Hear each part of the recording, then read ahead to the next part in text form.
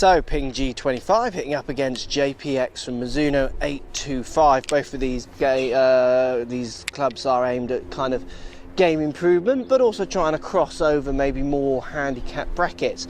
Looking at the clubs, the two soles on the bottom of them are very, very similar. Looking down from the top line, you get maybe a little bit more of a slightly chunkier looking top line on the JPX825, but it's minute. The biggest difference is you get chrome finish on 825, so more classic kind of in with Mizuno's traditions, where Ping G25 stays very much in the Ping traditions with a kind of matte finish, no ferrule, where you get the more classic ferrule chrome finish in Mizuno. We're going to give them a hit, see if there feels any difference. Both of these two clubs are cast, both of these clubs are built for a bit of distance. Arguably you'd get a little bit more help out of the progressive offset stroke thicker sole design in G25, where that is a little bit of a case in the 825, but not quite as much as the G25. So let's give them a hit. Let's go Mizuno 825 to start us off. So like I say, it's a chrome classic finish, and I know when I fit these clubs, lots of people like the fact that it's what they're expecting, that chrome finish. Offset on both of these two clubs actually. Ping looks like it's got a fraction more offset, so down by the neck here where it kinks back, which again for some people 825 JPX here's just that classic less offset chrome finish is what does it for them. But let's give it a hit, see what the feelings are like with the two clubs. Here we go.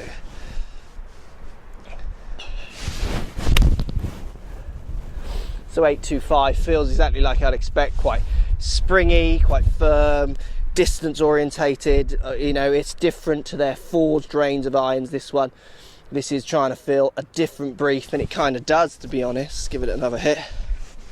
Slightly more helped in launch for me, this one. It goes up a fraction higher. It is a nice feel off the face. It's much more similar in feel to something like a TaylorMade would produce almost. You know, it feels quite springy, loud, and I know the distances on these clubs are quite good, and that's because often the lofts are slightly stronger, as long with the lengths a little bit as well. So let's give it one more hit. Definitely a good looking club. I can see where it could cross over many different handicaps, this one's, from beginners through to low handicappers even. Yeah, that feels really nice. I nailed that one, and it's a good, like I say, it's just a fraction higher than what I'm used to seeing, but I'd expect that from this slightly thicker soled kind of golf club, and it's what it needs to be doing, pushing it up in the air a bit more. So let's compare it up to the G25. Now for me, and I've said this before, a lot more offset in the G25 in appearance. That kind of gunmetal grey dull finish. I like all these things. This is what I like about Ping. Lots of people do put this down by the ball though, and are put off by that. They're used to seeing a chromed head, and certainly without the ferrule as well. But this is what Ping are traditionally known for, and I like that.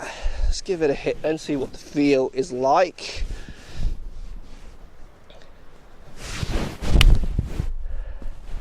Yeah, it's very hard to choose between these two on feel. They feel very, very similar.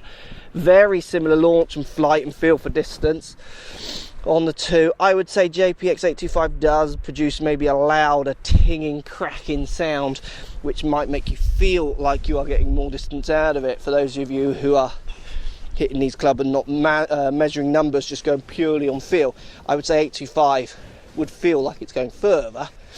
I don't think it would even with the numbers, but that's the feel it would give. Let's give it another hit.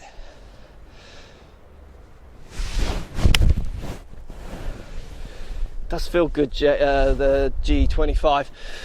Very similar. Really not much to choose between these two. I think it's going to be very much for people on looks.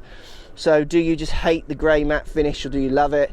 And do you hate the amount of offset, or do you just love it? The ferrule, I think, could throw it for some people.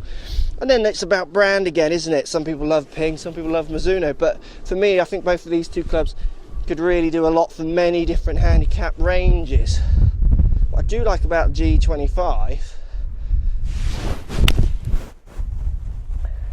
slightly at the bottom, but it's still flying fine, is I like the more progressive offset and the thicker sole on the longer irons. I think that's a very clever design. So out of the two of these, it's very hard to choose. I like them both. I do like the chrome and I like the matte. It's just kind of horses for courses.